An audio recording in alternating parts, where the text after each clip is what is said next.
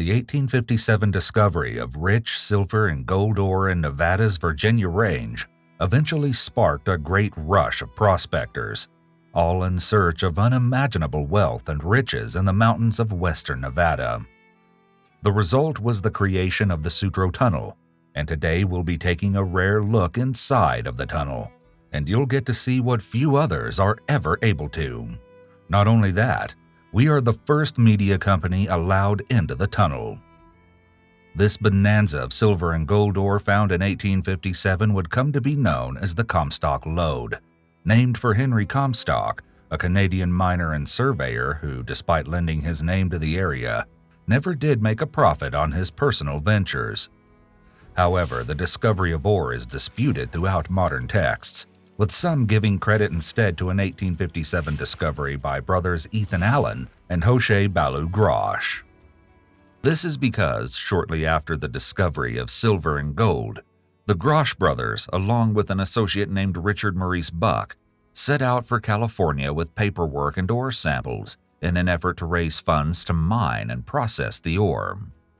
The men left Comstock behind as caretaker for their equipment, cabin, and woods. The brothers would die as a result of crossing the Sierra Nevada mountains, and Buck eventually returned to Canada, abandoning all interest in the nascent mines. This left Comstock as the sole heir apparent to the discovery, and he would eventually stake claims on additional lands in search of his fortune. Once the rush started, thousands of prospectors, miners, speculators, bankers, and merchants, many with their families in tow, would descend upon the area. In 1859, 2 years after the first discovery, additional gold discoveries were made in what is now present-day Gold Hill, just down the road from Virginia City. The discoveries would draw people to the area in search of a big payday and would eventually launch massive mining efforts in both Virginia City and Gold Hill. To this day, some of the Comstock's mines are still worked by hardy prospectors in search of the next big strike, and Virginia City itself remains a quaint town, almost a throwback to the way of life 150 years ago in a frontier mining town. The geology of the Virginia Range is at best problematic from a mining perspective. Sometime between 66 and 2.6 million years ago, volcanic vents opened up to the surface in the area, creating a large fault fissure. Within this fissure and several smaller connected fissures, superheated geothermal fluids would be pushed towards the surface. As these fluids cooled at various depths, certain minerals would precipitate out of the solution and be deposited on surrounding rock. Eventually, through the course of geological faulting, volcanic action, and mountain-building events, the Virginia Range would form, bearing deep beneath its surface millions of dollars worth of gold and silver. The problem would arise in how the minerals were deposited. While some were readily recovered from surface or very shallow subsurface operations, the bulk of the ore would be found 500 feet below ground, and often much deeper. Many mines would eventually penetrate below the 1,000-foot level, and the deepest of them all, the combination shaft, would reach a depth of 3,280 feet. With such great depths came another problem: water. One doesn't normally associate an abundance of water with the state of Nevada, but below ground, aquifers capable of disgorging many gallons per minute were a serious problem for the deeper mines. In addition, while much of this was cold groundwater, some was geothermal water reaching temperatures hot enough to kill a person in seconds. As they dug down, they were hitting aquifers, and not just cool aquifers, hot water aquifers. This cage, if you notice at the top with this round hole, and see how wore out it is, this would be lowered down into the mines. That plunger would go up, it would fill with water. You'd raise it, the plunger sink, set it above ground, set it down, dump all the water out. The water and flooding problems were initially solved by the use of massive pumps to keep the mines dry and relatively safe for workers. You have on your vehicle, you put water in there, you pressurize with air. That heats up, and now you have pressurized water. This is a pressurized water tank. You would have had huge versions of these to pressurize the water and for the other water devices, tools out here. This one was cracked. Somebody tried to repair it at one time. This would have been the lead pressure weld, and it failed. You see these are all water valves, oil valves. This is all water. This is a water pump. Pumping water great distances uphill proved costly and sapped energy and resources that could otherwise be used to dig, hoist, and process additional ore. This is where Adolf Sutro would come in. Sutro, a Prussian Jewish immigrant, arrived in Baltimore in 1850. A small merchant, Sutro owned several tobacco shops in the city and likely made a decent living. By 1860, Sutro had heard of the silver discoveries in Virginia City and made for the Comstock, intending to sell tobacco products to the miners and merchants of the area. People called Adolf an engineer. He even called himself an engineer, but he never completed school. Dad passes away. He's put in charge of the family business. War breaks out in Prussia. He has to close the family business, the factory, and they're accustomed to a very nice life at this time. He goes to work for another gentleman doing the same thing, and that's where he got the nickname Herr Engineer. As a young man in Prussia, Sutro helped his father run a cloth factory, where he learned not only the business of making cloth, but the intricacies of maintaining, repairing, and improving the machines responsible for the process. Sutro has been described as an engineer, tinkerer, and observational problem solver, and it seems the reputation was well-deserved. As he bade his time in Virginia City and interacted with miners, mine owners, capitalists, and others, he came to understand the challenges faced in the mines. The biggest problem of all was water. Far too much of it in the deeper levels of the workings. He was bringing engineers from all over Europe out here to determine where to put this drainage adit. And this is the exact location that they determined would be the best place to put a drainage adit to drain the mines of Virginia City and the entire Comstock Lode. Sutro would find himself on the east side of the Comstock in 1860, near present-day Dayton. In 1861, he oversaw construction of a tin-stamp mill for processing ore, though this mill would burn to the ground in 1863. Some accusations of arson were floated, but no evidence has ever been found to support these allegations. Just below where I'm standing right now, this would have been where the stamp mill was. You see the flat base, and you see these dump areas. So unfortunately, that stamp mill had burned down, but there's a lot of artifacts still buried throughout this area. A lot of these pieces of equipment on the ground here came out of what was our stamp mill. Our stamp mill was built maybe early on, but we do know for sure that it was either rebuilt or built originally in the 1930s by a gentleman named Jack Greenhall. Jack Greenhall worked for Nevada Department of Transportation and then was hired out of that to come out here to fix up that stamp mill, and they stamped custom ore in there. This whole process of the stamp mill, the idea is to crush that ore as small as possible into a fine powder to go through the amalgamation process. So this is 1930s to early 1940s. They were transporting ore through the tunnel to this stamp mill and processing it for the different mines of the Comstock Lode. This one shows the inside of what that mill looked like. So some of those pieces of equipment that we looked at earlier, this is where they would have been. This is after it was abandoned. In response to this need, Sutro proposed a tunnel be dug from near present-day Dayton, Nevada, towards the deepest workings of the Comstock in order to let gravity, not pumps, drain water from the mines. This idea in hand, Sutro formed the Sutro Tunnel Company in 1865 and received an exclusive charter from Congress to build the tunnel. With the necessary paperwork in hand, Sutro needed to finance his tunnel, and the Bank of California initially agreed to bankroll the operation. Sutro also worked out arrangements with many mines wherein the Sutro Tunnel Company would be paid $2 per ton of ore moved out of the tunnel. With heavy investments in Virginia City and its mines, the Bank of California saw this paradigm shift as a threat to its financial investments and withdrew its support. A bit later, we will explore this tangled relationship, but in a nutshell, the Bank of California had many investments in the Comstock mines, as well as in supporting enterprises such as providing wood for steam engines, providing transportation, and managing the finances of many of the major Comstock mines. Sutro's project would ultimately compete with many of these interests, necessitating the repudiation of any funding for the tunnel. Undeterred, Sutro sought and found financing in Europe and America. Though the local mines and the miners' union were initially against this project, tragedy would soon change their outlook. On April 7, 1869, a fire broke out in the Yellow Jacket mine, one of the larger and more profitable mines on the Comstock. The actual death toll is still disputed, but 35 miners are known to have perished in the blaze, primarily because of inadequate ventilation and inadequate escape routes, leading to asphyxiation. Local stock markets suffered major losses due to this disaster.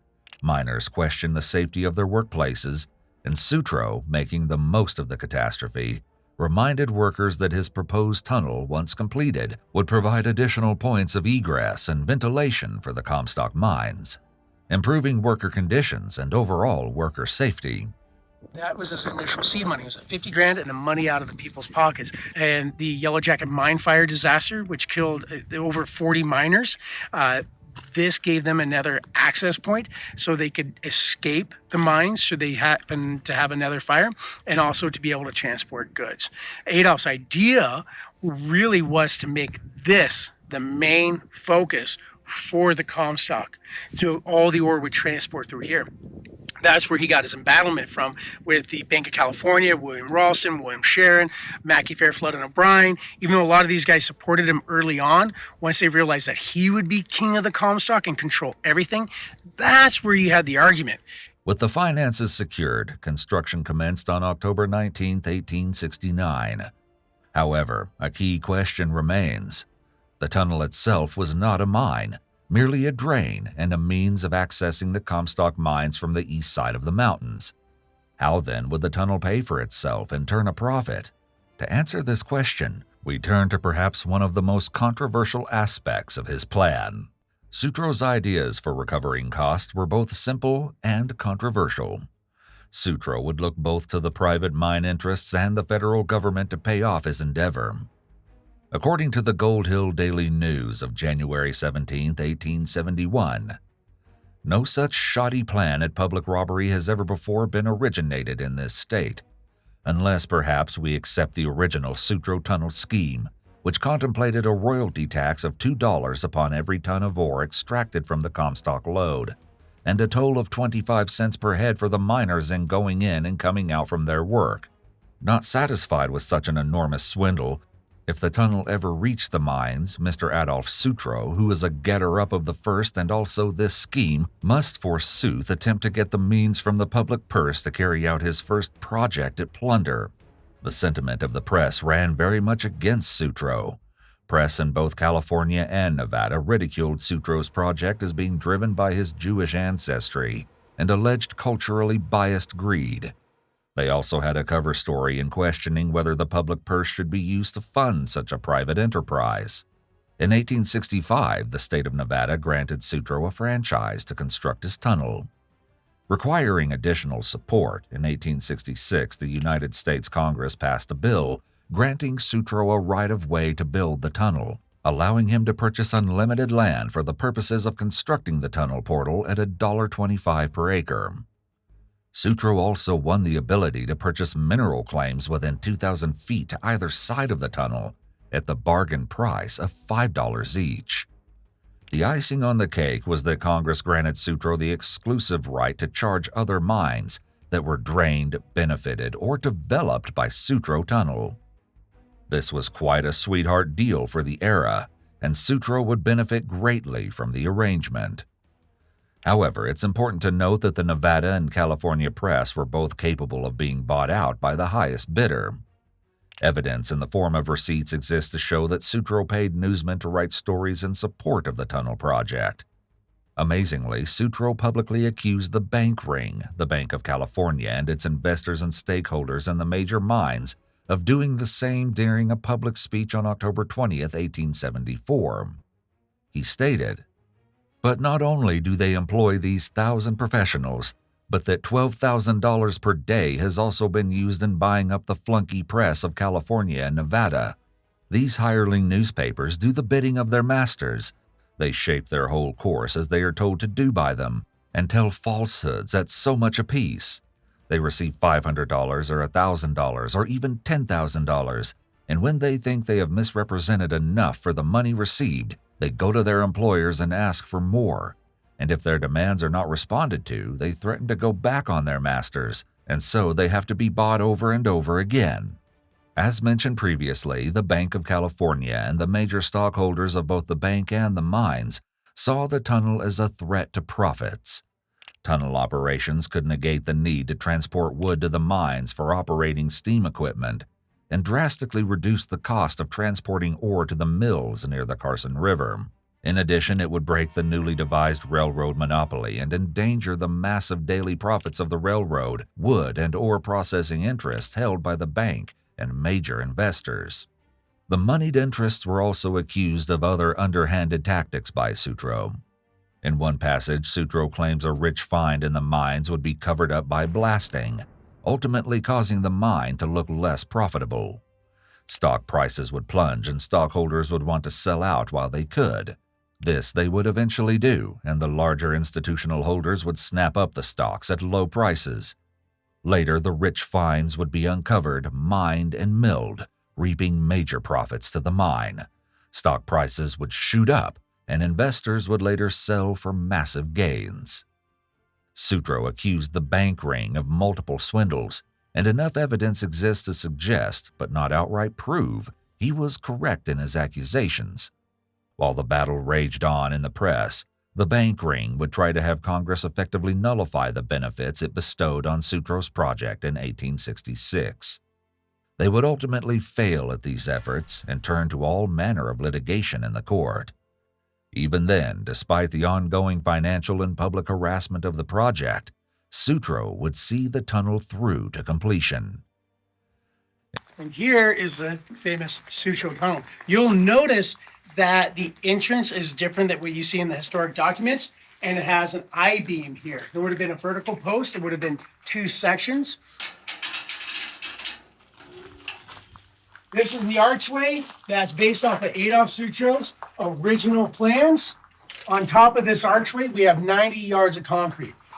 Historically, there would have been drainage boxes underneath of us. What we've done now is use some new technology. It's like a French drain that runs under here. We have a huge pipe, and this is all reconstituted compacted base that's on top of it. This is cedar.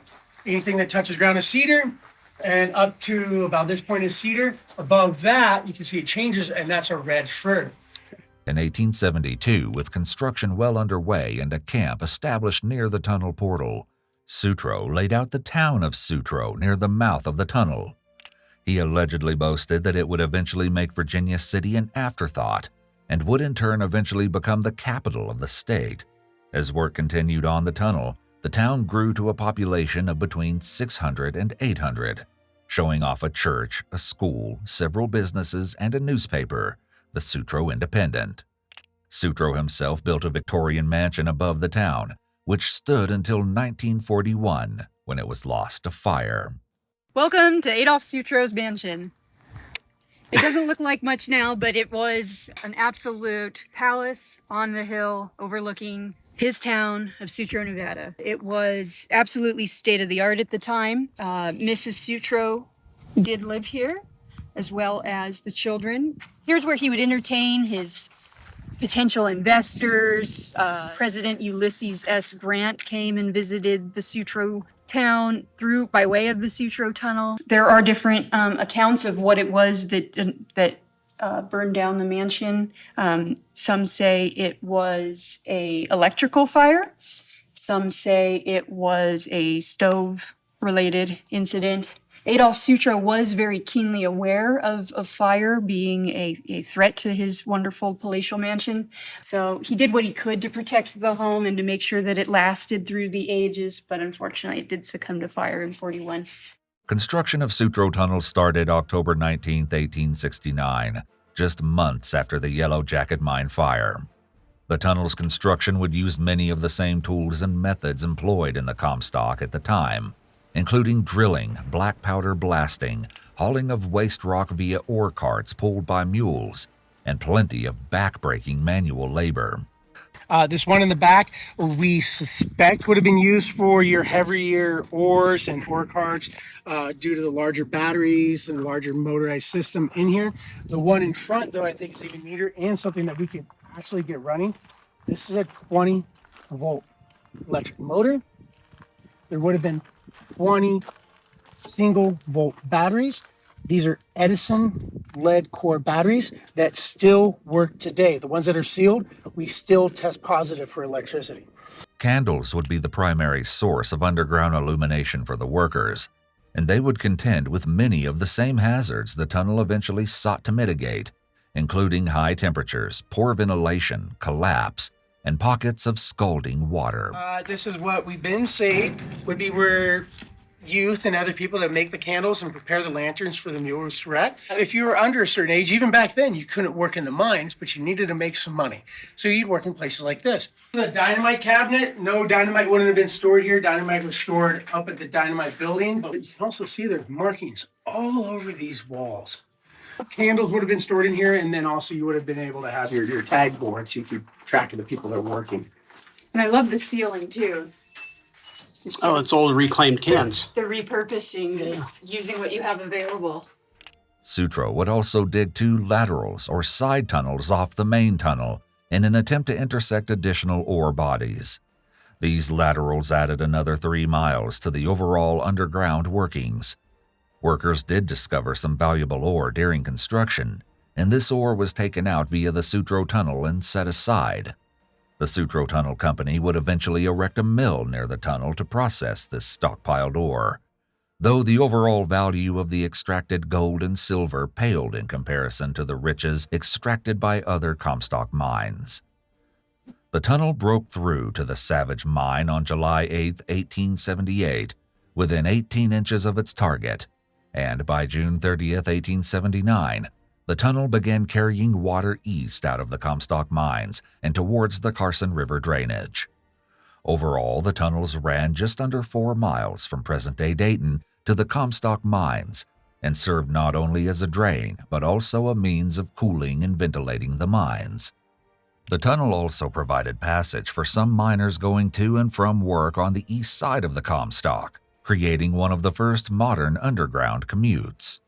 Unfortunately, by the time the tunnel connected with the Comstock workings, most of the best ore at and above the 1,600-foot level had been mined and processed. While ample ore could still be found below 1,600 feet, down to roughly 3,000 to 3,300 feet, Sutro Tunnel would no longer serve as a gravity drain for any of the major mines, which was one of its biggest selling points.